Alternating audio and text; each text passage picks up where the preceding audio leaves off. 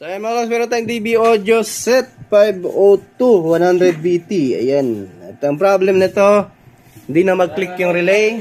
So panoorin yung video natin kung ano yung naging sanhin, no? Ayan, working na.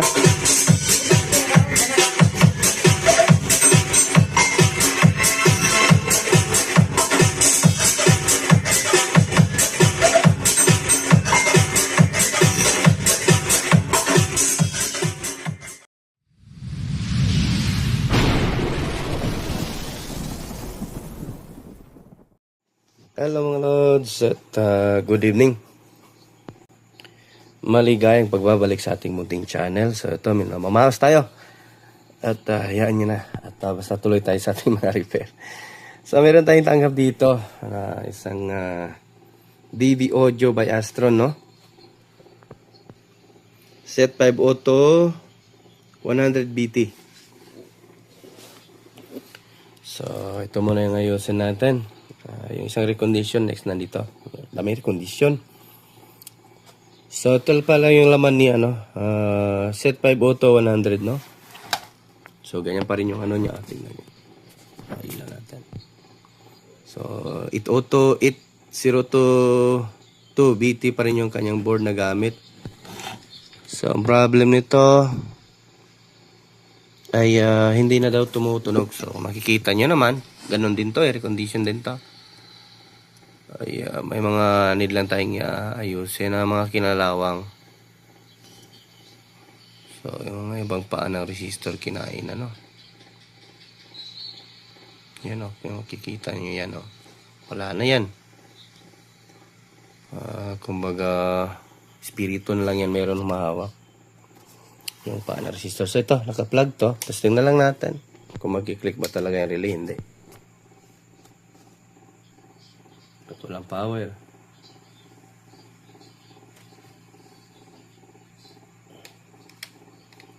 Meron naman. Uy, walang power ito.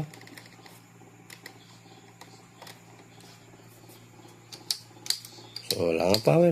Talaga, hindi magkiklik. Walang power eh. Ayan. Plug naman. Plug tayo eh. Ayan, may 220 oh. Ayan oh. So, 281 pa nga. Sira na yung ano natin. Pinaka voltage.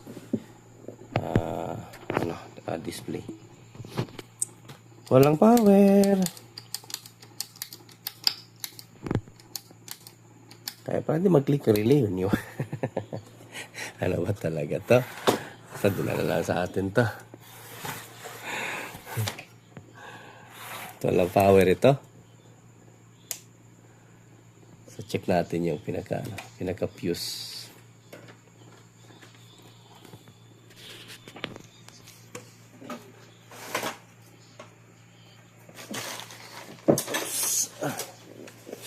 Check natin.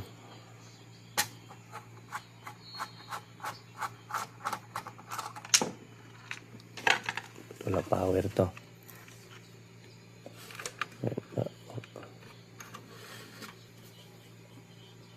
Buo naman yung fuse niya. Walang power.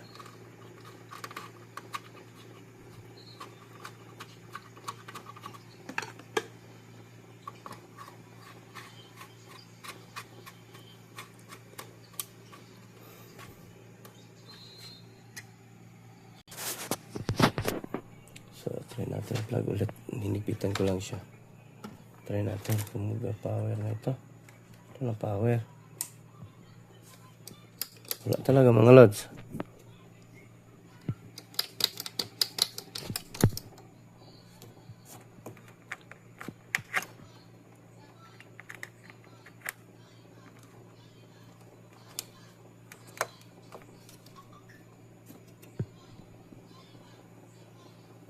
Check natin kung may output ito.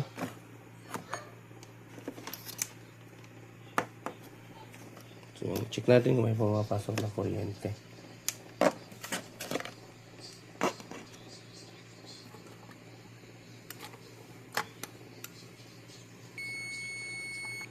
Uy, nangyari. Wala. Wala nga mga lods.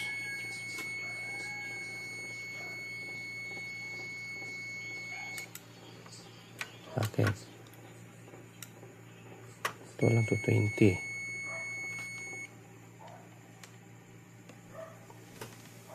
Naka-auto tayo eh. Uy. Wala nga talaga oh.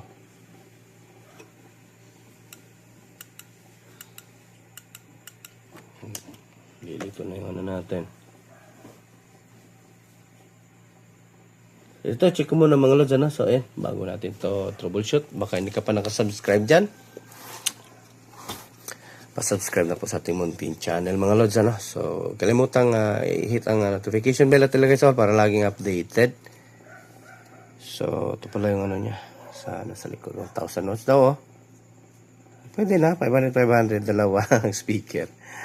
4 to 8 ohms, 48 Hz, 220 kHz, sensitivity, 93 decibel. Original. Ay, bali, oh.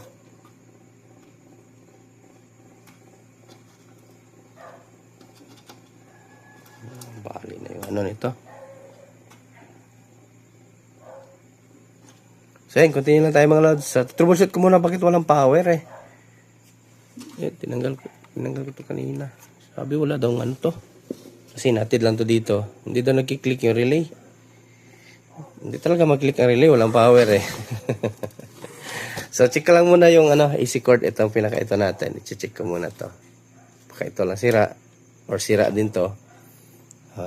Baka tinambay muna. Di natin alam. Tinambay muna dahil wala, ayaw na tumunog. At saka nasira itong ano, pinaka-AC cord. No? So, ayan. Continue na lang tayo. Ito mga lads, na ano na natin. Napalitan ito ng wire. Sira talaga yung wire niya. So, yan. Nutol natin yung old na wire niya. Ayan. Ito, testing natin. Ayan, may power na.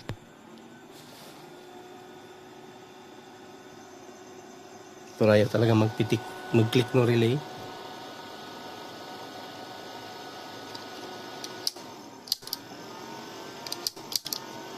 May ano po, may biscuit po. Wala talaga oh.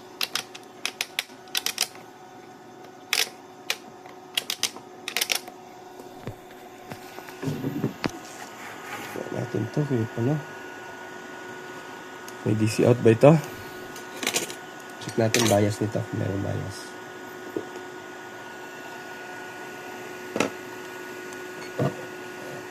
Automatic lang tayo. So, pag-check ng bias ay base at saka emitter.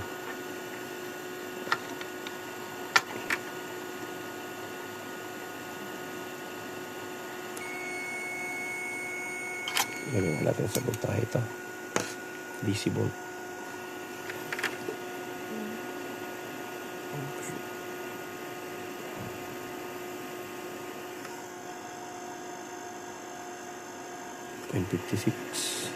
.056 walang bias eh.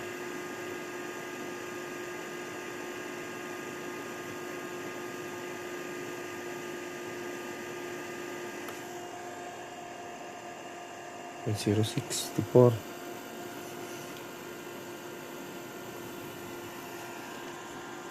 DC out tayo. Ground. Matusukan. Huwag tayo matusukan ng ground. Dito na lang. Emitter. Ground to emitter. So may DC out nga ito. Tapos kabilang channel. Ganun din. DC out.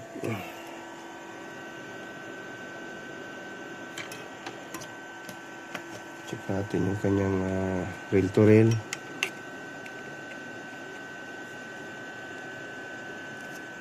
So, 82 volt tayo.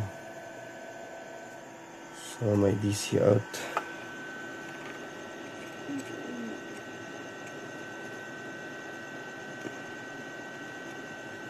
So, yan. Okay naman yung fuse. Goods naman. May in and out.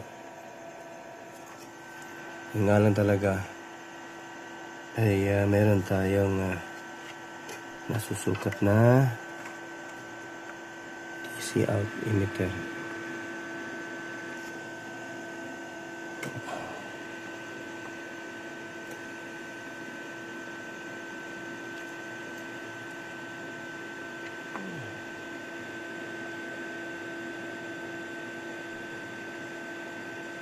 Ano?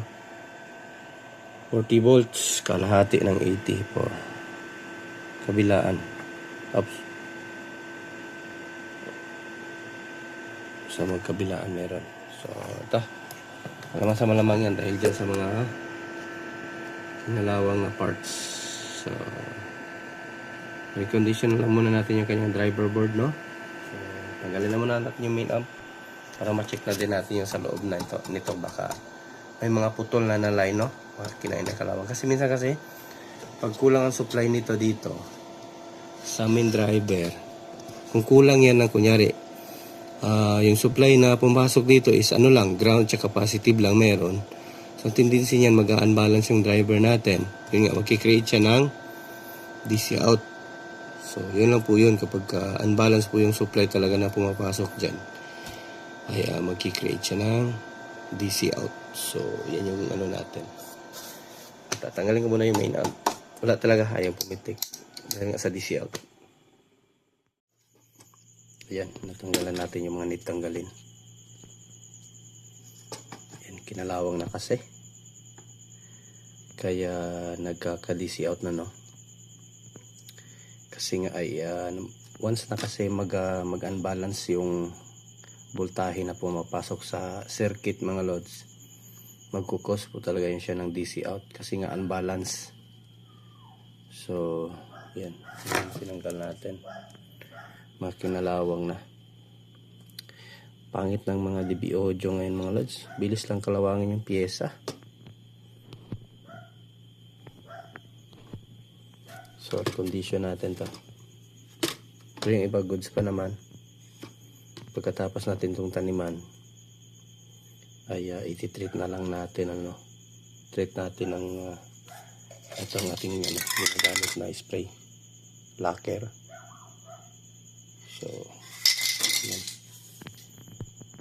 So, yan, shoutout sa inyo lahat mga idol, no? So, yan, thank you so lang sa suporta sa ating channel. At,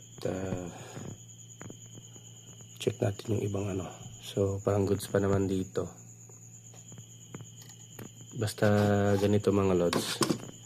Once nabuo itong mga fuse, so it means walang sunog dito sa kanyang OPT or output transistor. So, kung pag-tester nyo may DC out or may DC voltage kayo na check dito sa terminal. Pero actually hindi nyo talaga matesto kasi nga merong relay. So, hindi nyo pa i-open para kung nakikita nyo sa video natin, dito tayo sumundot ground. Tapos dito sa emitter. Itong paa na to. Yan, emitter yan. So, ito. Dito yung positive nyo. Isusundot. Tapos sa kabilang channel, ganun din. Kung mag-check kayo.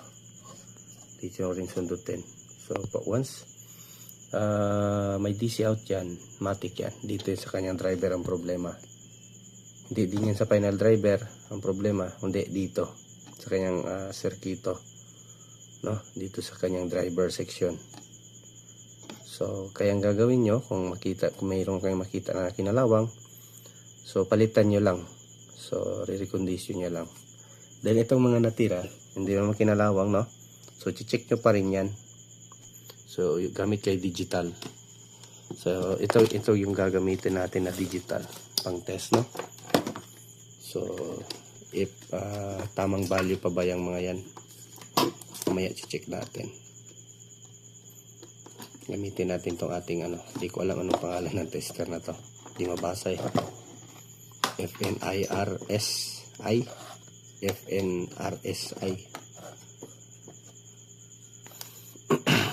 Ganda din to ano, resistance tayo, resistor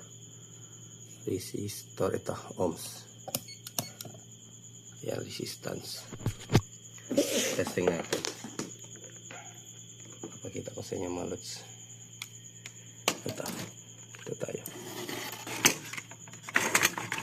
Resistance tayo. Itong 33K. Yan o. So, maganda pang test, no? Tapos, ito dito. Ganon din.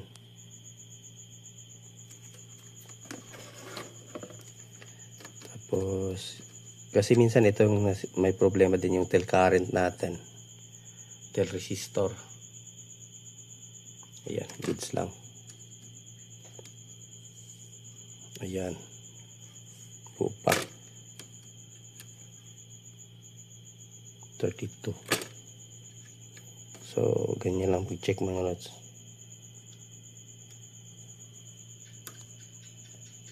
Yan, 32. Equivalent to 33K yan.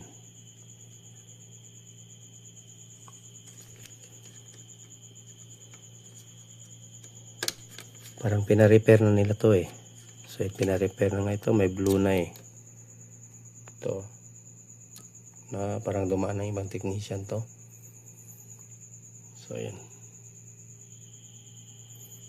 Tapos, itong 680 ohms. Ayun. Sakto. Tama naman. 672. Or equivalent to 680. So, kulang-kulang, no? 672 ohms lang siya. Dito naman sa kanya 2.7K. Ayun. Tama naman. 2.6 lang ang susukat eh. Hindi rin siya lumagpas. Ayan, ito naman sa 1.2. Ayan, 1.2K. So, ganyan lang pag-check yung mga loads. Ayun, tama naman. So, ganyan lang. Then, 1.3K. Ano ba to? 3.3K to ah. So, yun o. Yung 3.3K natin mga loads, nagbago na siya. So, hindi na siya accurate dito. 1.3K. Baliktad nga natin. 1.3K lang talaga siya. Pero may max naman siya nakalagay ito. 2.3K.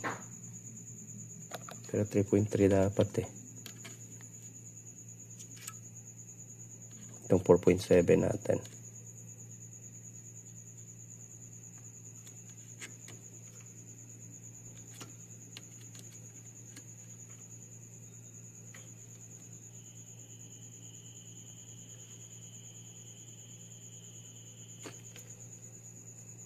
So yan. Continue na tayo. Taniman ko muna mga lods. So, ayan, then testing natin. Hindi na muna natin ibalik. Ito wala pang heatsink. Pwede lang yan i-testing natin. Doon, direkta. So, ayan, taniman ko muna. Ano? Ayan. At, ito testing natin kung may bias na ito. Or kung DC out pa rin ba ito, no? So, saan yung ground? Ito ata. Ito. Dito yung ground. So, mag-tester tayo ngayon. 2 emitter, no?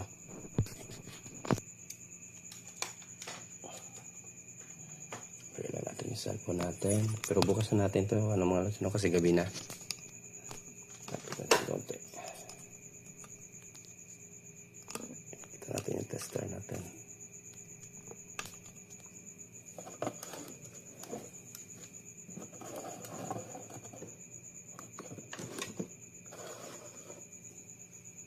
So, ito power natin.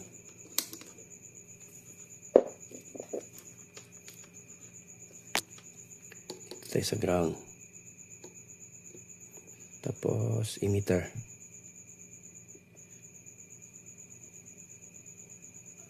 So, ayan.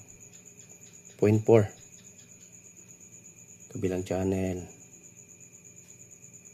0.4. So, it means wala nang DC out mga lods. Bias tayo. Yan, 0.3. Kabilang channel.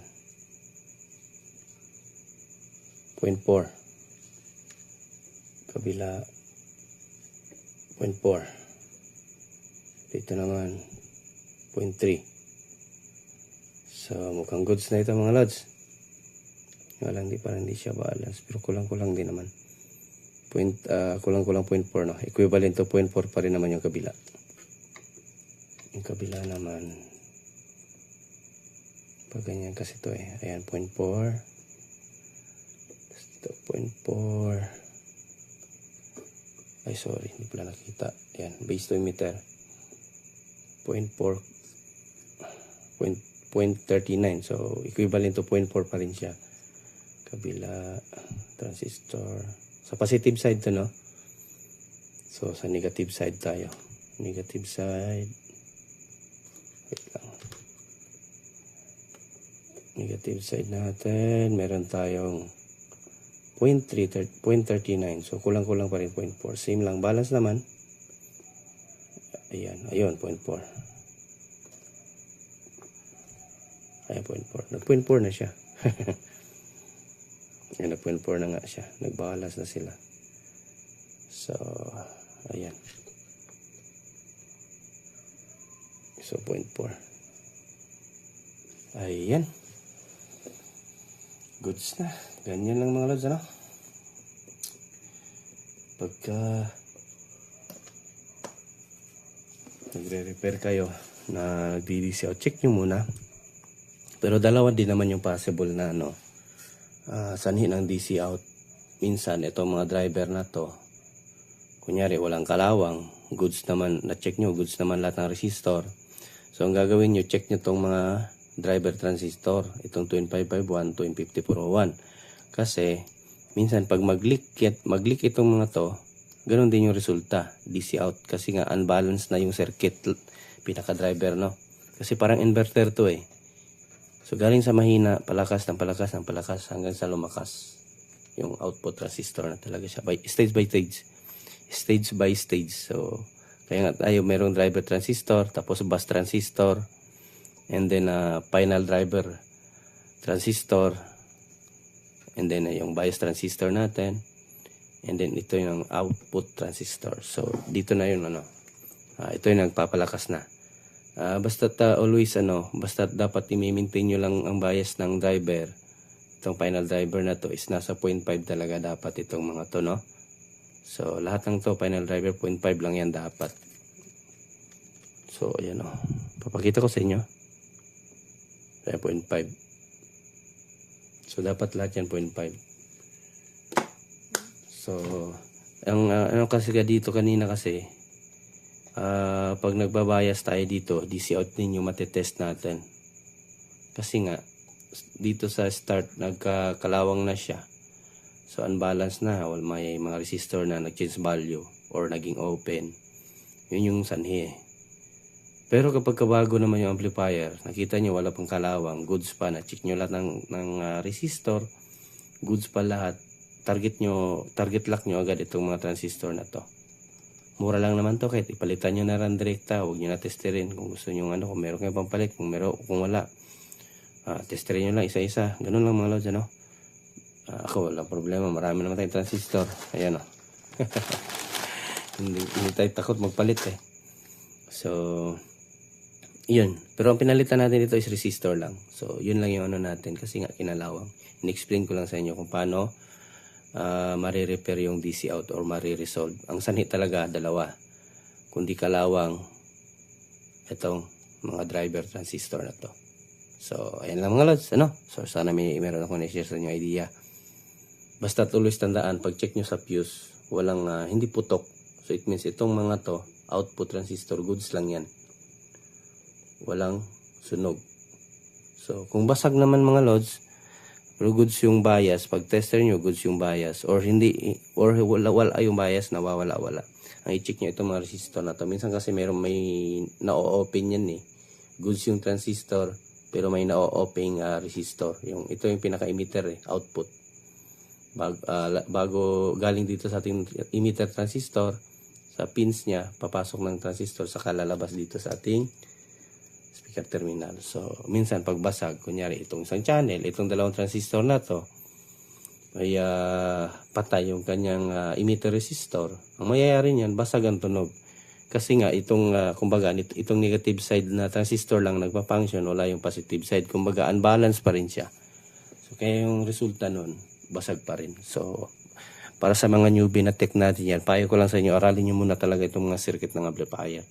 Kasi once ano nyo na yan, maipasok nyo na yan sa utak niyo kung paano na tumatakbo itong amplifier, kung paano ang function nito. Bilis na lang talaga mag-troubleshoot mga lods. So yun lang talaga yung ano. At kumbaga ipo-focus nyo na lang talaga. Kasi tayo, sanay na tayo. DC out, direkta na tayo dito. Wala na tayong mga ano-ano eh. Basta first check, fuse. Walang putok. Matik yan. Ito, buo to lahat. Output transistor. Tapos pag check DC out. Yun na. Focus kayo dito. Sa driver. So, ganyan. Katulad yan. Okay na siya. So, ganun lang mga lods. Resistor lang yung pinalitan natin. So, ayan. Sa mga newbie tech dyan, sikapan nyo pa. Mahalin nyo ang trabaho ninyo. So, halagahan nyo yung customer ninyo. Kasi yan yung bubuhay sa atin eh. So, yan lang mga lods. So, continue tayo bukas para sa final testing natin. Kasi itong heatsink niya, pabalik pa natin to. So, tsaka, ano na, gabi na. Anong oras na tayo? Ayan o. Overtime ako eh. Kasi meron tayong gagawing ano. Bukas may lalakarin pa tayo. Ang daming trabaho mga lods. Busy talaga ako. The next nito, meron pa recondition na naman. Concert. Kalawang yun. Talagang kalawang. Old model na concert. So, ayan mga lods. Update lang tayo bukas. Alam mga lods, balik na natin yung ating board. Ayan. At ito, audio test na tayo. Final na ito. At yan, para makapag-proceed tayo sa isang amplifier na recondition, nangungulit na din yung mayari eh. So medyo nadidelay kasi nga meron din tayong solar pag-araw. Gabi lang talaga tayo nakakapag tangkap ng repair. So dami pang tumatawag sa akin. Hindi ko muna pinadala dito kasi para hindi ako ma-pressure. Kasi nga pag nandito na yan, so once nandito na yan ang mga gamit nila, tatawag ng tawag yan. Hindi na tayo patutulugin ng mga yan. At saka meron pa din kasi kung nire-repair yung power amp, no? So need ko pa din yun matapos. So ito power na natin. Ngayon nag-click na yung relay. Try natin FM. Ayun, meron. Ayun oh.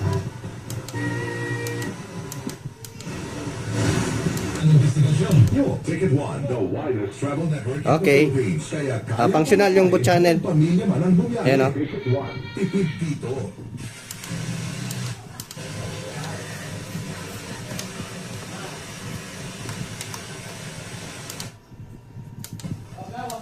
Ano to? USB tayo.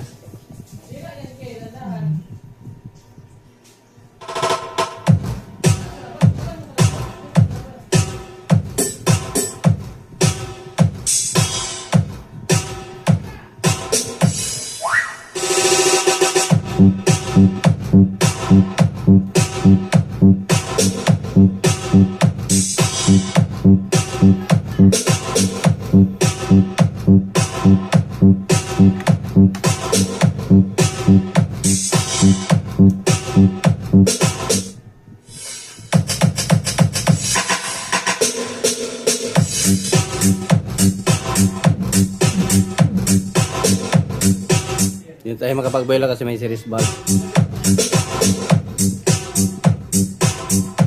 Hindi naman umiinit.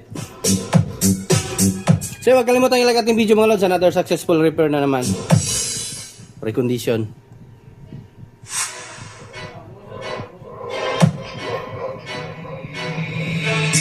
DJ Lloyd Remix.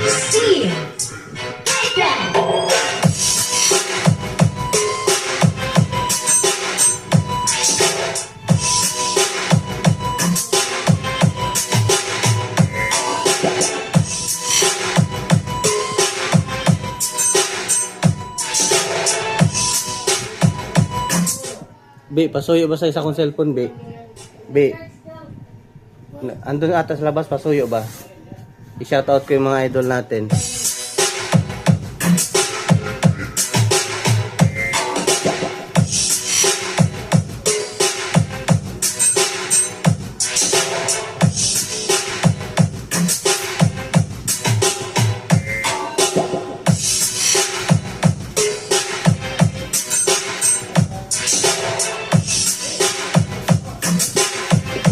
So magsha-shoutout tayo sa inyo mga idol.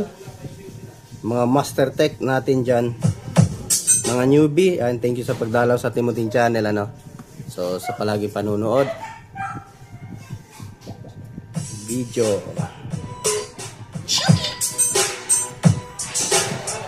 Ano yun?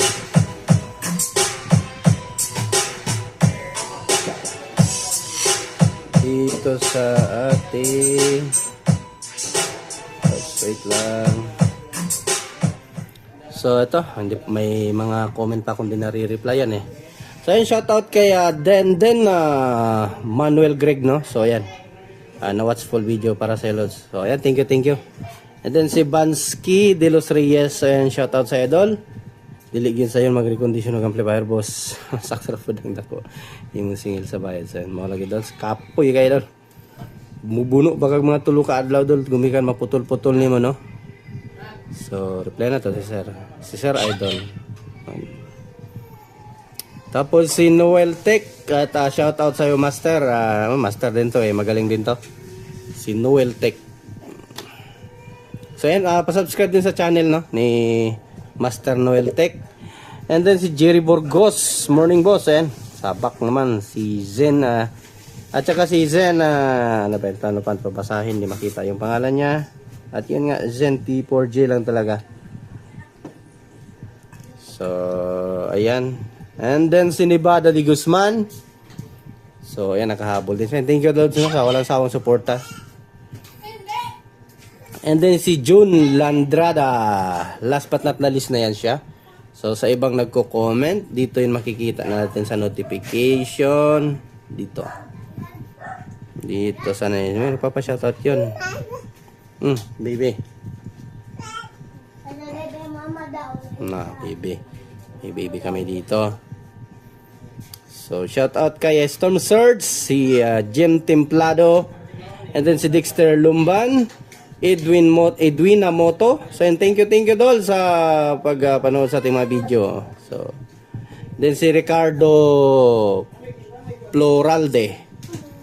Tapos si Tom Surge, shoutout sa inyo dol. And then si Provincianang Chinita. Kaya si DJ Darwin siya, nag-upload ng video. Hindi pa ako nakapagpanood sa channel niya. So and then si TPDA Lenlis Tambayan at iba pa. Yumi. Tapos si Ronnie Lauren. Tapos si mabasa. Ayan, mga ano natin. Si Mark Balbuena. Kena Gania Vlog. Ayun, nagko-comment siya. Mga idol natin mag-remix ng kanta. Si Nivana Tienza. Bansky de los Reyes. So ayan, yun na. So, shoutout sa inyo lahat.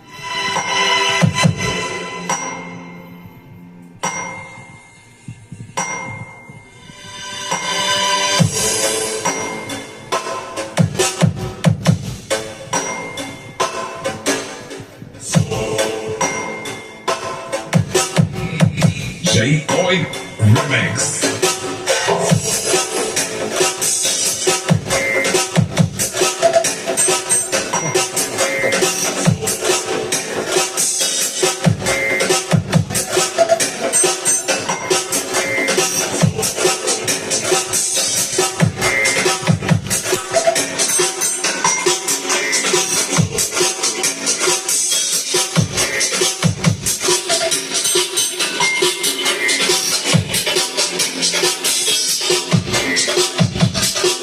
So ayun, na-treat na din natin ito mga lods, no? So makapal yung treat natin dyan para naman ay tatagal yung ating mga piyesa.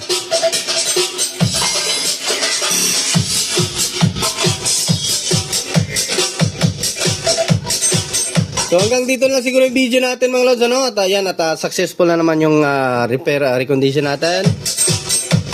At maraming salamat sa walang sawang suporta. At kailang mga lods, at magandang buhay. Diyos mapalos. Bye-bye.